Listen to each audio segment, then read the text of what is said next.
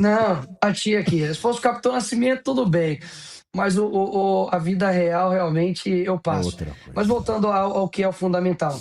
Os mesmos, né, que ficaram nos acusando durante 4 anos, né, de fascistas, desumanizando, né, os opositores, no caso nós, nos chamando, né, de genocidas, são os mesmos que estão se colocando agora como solidários às pessoas que eles, se pudessem, matariam. Essa é a realidade.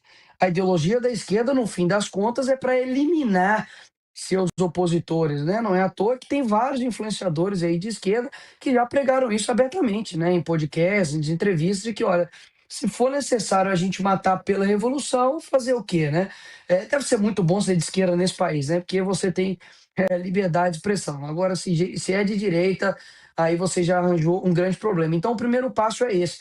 Segundo ponto, já ocorreu, por exemplo, morte em 2021 de uma criança de 9 anos no acampamento do MST, e eles não colocaram a culpa no MST. Inclusive, hoje me enviaram uma reportagem de um ato político que ocorreu, né, do Lula durante a campanha sob forte chuva, e ainda assim, né, disseram ali que não, eles estavam ali firmes e fortes, mesmo sob debaixo de chuva, e continuaram o ato. Então, isso daí, né, que este pastor disse, na verdade, é uma cegueira, né, ideológica tão grande, que mostra que, olha, quando for do meu lado, eu vou abraçar e vou acolher, quando for do outro, eu vou colocar todo o peso do meu julgamento, porque é uma pessoa que eu não concordo. E eu não tenho dúvidas alguma, Pavinato, que se tivesse ocorrido algum óbito, a esquerda estaria pedindo a minha prisão, e se tivesse ocorrido algum óbito, eles estariam comemorando, porque sem isso acontecer, eles já comemoraram e colocaram na conta de Deus, como se Deus não tivesse enviado um raio para poder punir aquelas pessoas que estavam ali. Inclusive, eles bateram palmas para uma pessoa que estava orando antes, né, dali do ato final. O céu já estava bem nublado, já estava com formação de nuvem, ou seja, dava para saber que ia chover, né? Desse jeito é fácil pedir relâmpago, né? Quero ver chegar lá no sol lá do Nordeste e pedir para poder chover trovoada. Aí sim eu passo a acreditar. Mas nesse caso, há uma pessoa pedindo para que caíssem trovões em cima das pessoas que estavam caminhando de forma ordeira, pacífica, não por 30 minutos, por 7 dias. E essas mesmas pessoas estavam aplaudindo esta pessoa, basicamente, como se eu pedisse para Deus mandar uma doença para um opositor meu. Então, assim, aquilo que pode parecer ser algo muito ruim, né, como óbvio, um trovão em cima das pessoas que gerou problemas para elas físicos, tem um ponto nisso, evidenciou um lado. Nunca foi tão fácil escolher um lado. Ou você está do lado daqueles que compadece, solidariza com quem tomou um trovão, um incidente natural, não foi causado por irresponsabilidade, negligência, imperícia da nossa parte, ou você vai ficar do lado daqueles que estão comemorando e até mesmo desejariam a morte de uma pessoa só porque ela discorda de você em ideias.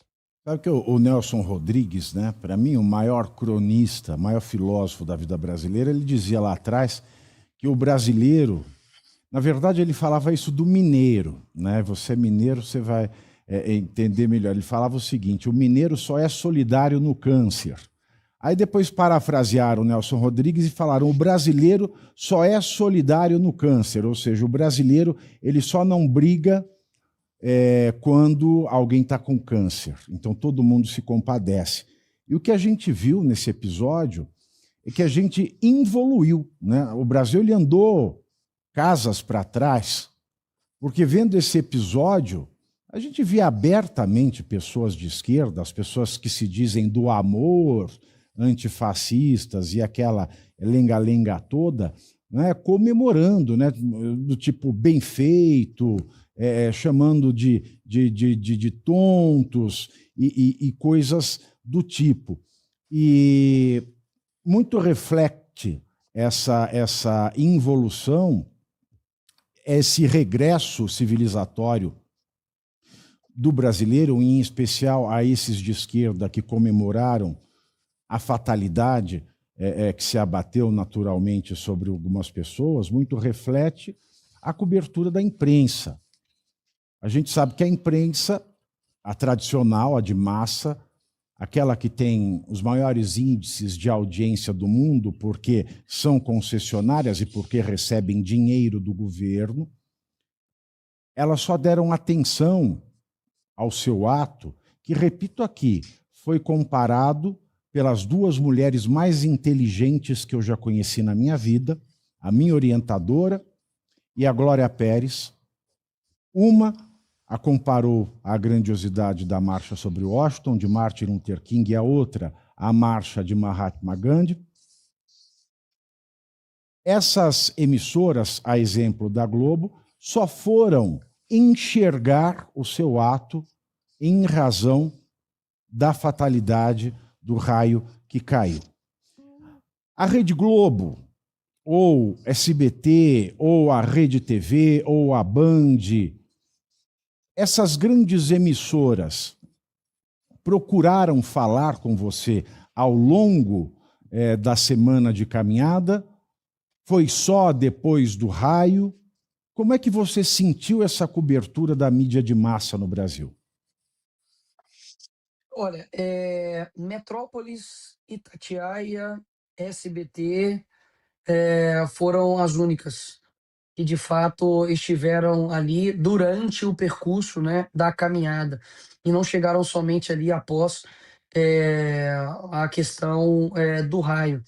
E o mais inacreditável disso tudo é que quando ficaram sabendo disso, né, aí o meu celular pipocou, né, de Globo, Globo News, de vários. Eu falei: "Olha, que interessante, né, nós estamos aqui há 7 dias, vocês estão ignorando, um ato político pacífico, e se fosse, né, uma caminhada para poder invadir uma propriedade privada rural do MST cometendo isso, vocês estariam juntos. Agora, né, como sou eu, vocês ignoram. Então ficou, mais uma vez, mesmo aquilo, Pavinato, e pode parecer ruim, né? Poxa, não vou ter a cobertura, né, de uma grande mídia. É bom, porque evidencia, deixa claro, né, as coisas. Nós tivemos ali, inclusive, né, no Fantástico, dizendo que foram 18.000 pessoas, né, que estiveram ali apenas. Os números, né, de outras instituições são completamente diferentes, né? Chega a 100.000 pessoas que estavam ali e outra. Não era 100.000 com artista, não era 100.000 com Lei Rouanet, não era 100.000, né, com um incentivo de alimento, né, com pão com mortadela ou algo similar. É literalmente as pessoas, ponto. A gente fez algo que não foi eu dei o primeiro passo, mas eu não tenho dúvidas que eu tenho um limite de convencimento. E aí que é a parte que realmente que entra Deus, e por isso que eles ficam, assim, desacreditados, eles ficam assim: "Mas de onde vem?". E eles tentam achar um argumento, porque eles me medem com a régua deles. Eles acham que assim, não, deve ter alguma estrutura de marketing por detrás desse garoto. Deve ter alguma estratégia política, de alavancamento digital para ele poder conseguir fazer isso. Porque anteriormente o que era acusado a mim era: não, o Nicolas tem força na rede social, isso aí não reverte, né? Mesmo eu tendo sido o mais votado do Brasil, né? Não, isso não reverte, né, na rua. Opa, agora a coisa mudou.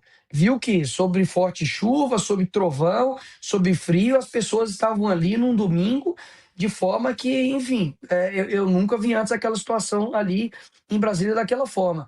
Só que eles ficam tentando achar motivos, razões para isso. Só o que, que eles não entendem é de que eu realmente sou cristão. Não é que eu sou assim cristão, eu virei evangélico, virei cristão para poder ganhar voto, sabe? Não, cara, eu sou cristão desde criança, sabe? A minha igreja continua sendo na favela. O meu pai, ele continua sendo o meu pastor. Eu continuo jogando bola toda semana quando dá com os meus amigos da igreja. As pessoas que eu mais admiro não são pessoas, sabe, é fulana de tal, é aqui, não. As pessoas que são a minha base são os meus tios, são as minhas tias, sabe, é o meu pai, minha mãe, são as minhas irmãs, é a minha esposa, sabe? E é isso que eles não entendem, porque eles não acreditam que seja possível um político manter os seus princípios. porque eles não mantiveram. Então, o sucesso disso tudo se dá por dois motivos. Primeiro, porque eu tive a coragem de dar o primeiro passo, e segundo, porque eu sei que a força não está em mim. Acabou. Então, assim, você acha que eu mesmo, Pavinato, eu consigo colocar uma senhora de 77 anos para poder andar quilômetros com problema no joelho sobre forte chuva? Eu tenho um limite. Quem consegue ir lá e convencer o coração dessas pessoas realmente é Deus. E por isso que as pessoas muitas vezes elas não compreendem que eu trago Deus para a política.